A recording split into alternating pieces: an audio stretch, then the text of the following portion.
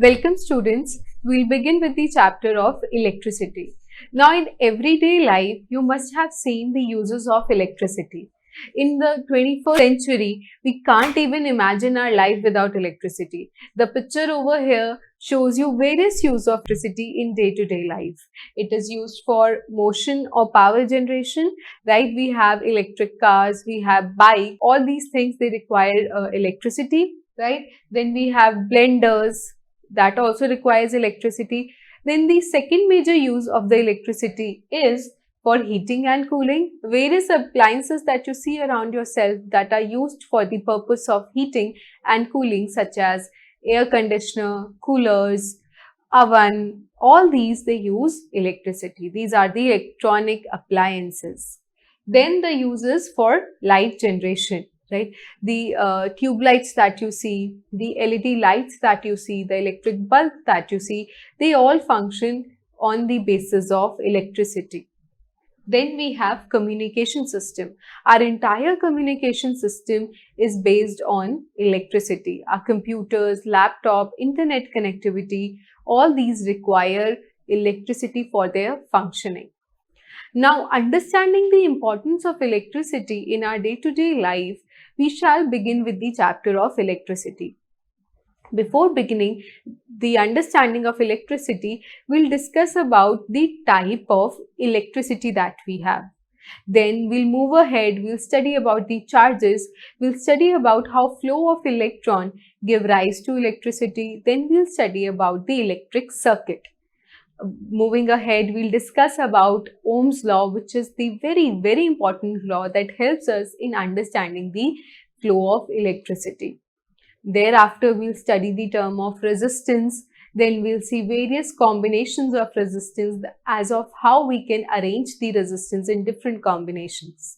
Moving ahead, we'll study about power, we study about heating effect of current.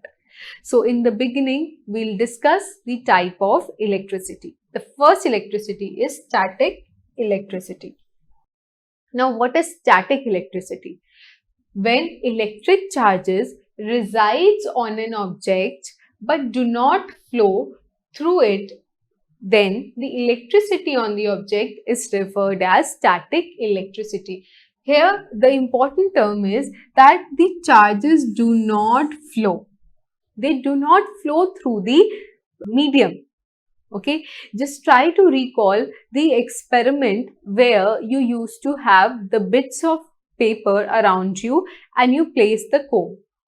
Now, if you have the bits of the paper and you bring your comb near to the paper bits, you will realize that there is no movement of the paper. However, if you rub the comb onto your hairs and then you move the comb near to the bits of paper, you will see those paper are being attracted towards the comb. You will see a movement in the bits of the paper that is due to the static electricity. We'll understand how it has happened. Now, suppose when the comb was rubbed through your hairs, right? Due to the friction between your hairs and the comb acquired, let's say, positive charge, or let's say the comb acquired negative charge. And the bits of paper are being positively charged. They also acquire charge through friction, through motion, and they got positively charged. And suppose this was your comb. Okay, this acquired negative charge over it, and you had bits of paper. These were positively charged. When the comb was brought near to the bits of the paper, we saw that these positively charged paper got attracted towards the negative charge. However, one important thing that should be kept in mind while understanding this experiment is that there is no movement of the charges, right? The negative charge on the comb was there on the comb. The positive charge on the bits of the paper was there on the bits of the paper. The movement of the charge was not there. That is why we called it static electricity, because there is no flow of the charges. In contrast to this, we have current electricity. Now, what is current electricity? The electric charges flow through a material, then it is referred as current electricity. Here the word is the charges, they flow through the material. Okay. Just take the example of a simple bulb which is connected through the power supply or which is connected to the circuit. Right? You must have seen, let's say this is the bulb, there is a resistance, there is a battery. As soon as you switch on the battery or you make the connection, this bulb glows up. How is the glowing of the bulb possible? Because the electrons from the battery or the charges from the battery, they started moving. They started moving across the circuit, and there was a flow of current. There was flow of charges giving rise to current, which enabled the glowing of the bulb. Okay, so these are the two types of electricity, static and current electricity. But in our day-to-day life, we see the maximum use of current electricity, because imagine the power generation is taking place at a very far away from our homes, right? Most of the power stations are not located in the vicinity of our home. They are very far away. So how do we get the power supply or how do we get the electricity from there? It is through the current electricity, through the transmission wires, through the entire transmission network that we have. And that is possible through the movement of the charges. Now we have been talking about the flow of the charges, the stationary charges. Let us now discuss what exactly charges are. Okay, so we have two types of charges in nature. First is the positive charge and then is the negative charge. The properties of these charges enable us to understand how these charges work. So the first property is the opposite charges, they attract each other. Just recall the experiment of the comb, where the comb was positively charged, the bits of the paper was negatively charged, or vice versa, right? So both of the materials were oppositely charged. That is why there was a movement of the paper towards the comb, because paper was attracted towards the comb. Okay. Next is property is the like or the similar charges, they repel each other. That means they move away from each other. Okay. Next, the units, SI units of the charges is coulomb. Coulomb is the name of the scientist. So the symbol is capital C. Whenever the units are named after scientists, the symbol becomes the capital letter of the first word. So the symbol is coulomb C, capital C. Next important information that you would be using again and again is charge on one electron is minus. Okay, that means electron is negative charge. It is negatively charged, and the value of the charge is 1.6 into 10 to the power minus 19 coulomb. Okay, so minus represents the type of the charge, which is negative. 1.6 into 10 raised to the power minus 19 coulomb represents the magnitude of the charge. Then we have charge on one proton. Now, you know, proton and electron are oppositely charged. You must have studied in the chemistry class that charge on the electron is equal to charge on the proton, but they both are oppositely charged. Electron is negatively charged, proton is positively charged. So, charge on the proton is 1.6 into 10 to the power minus 19 coulomb. Okay. Now, we'll understand the meaning of this term with the help of a question. Now, we'll discuss what are free electrons. The outermost electron are loosely bound. Okay. They are loosely bound with the nucleus of the atom, and they can move freely within the metal in random manner, and so are called as free electron. If you try to recall the structure of an atom that you must have studied in your chemistry classes, you will find that if this is your nucleus, then the valence electron or the electron which is in the outermost shell is not very much attracted to the nucleus because it is far away from the nucleus, right?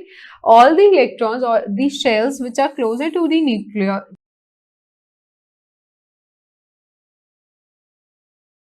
we have different shells, right? But this outermost shell, the electron in the outermost shell is the one which is least attracted towards the nucleus.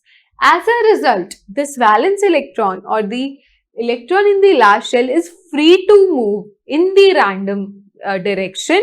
That is why this becomes your free electron, right? That is why the word says loosely bound. It is loosely bound because it is far away from the nucleus.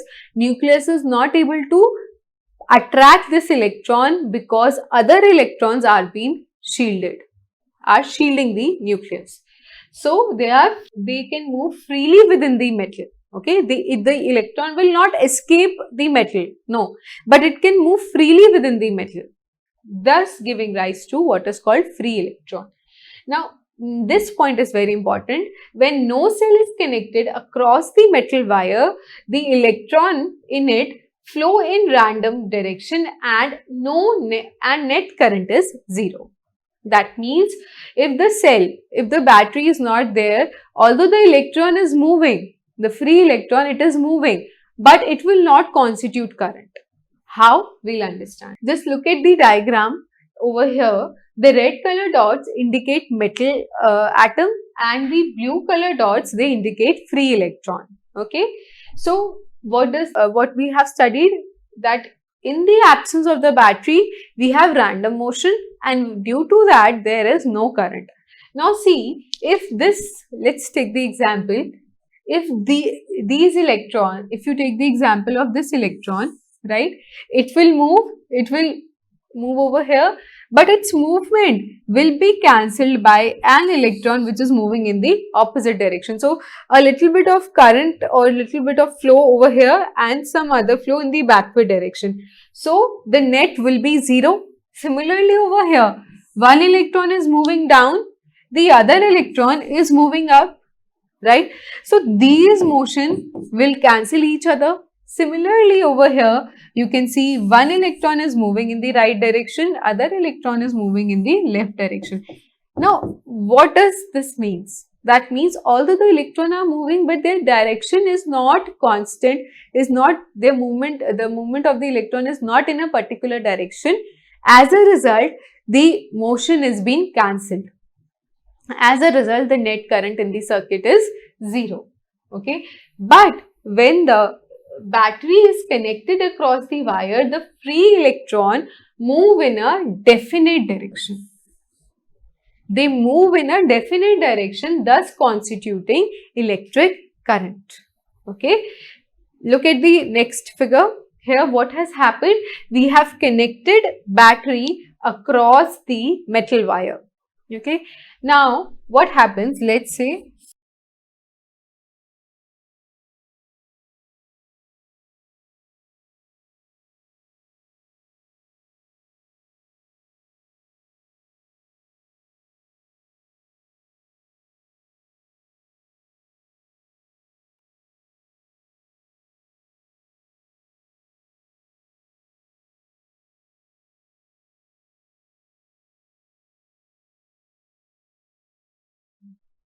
this is how the battery is being connected. Now what will happen? There is a positive terminal over here and a negative terminal over here. These electrons being negatively charged will be attracted towards this end, right? Towards, let's say this is end A, this is end B. This is positively charged end. Okay. Now electrons will be attracted towards the end A. And as a result, all the electrons, they will flow in the same direction and all the motion is in the one direction. So, it will add up and it will give rise to the current.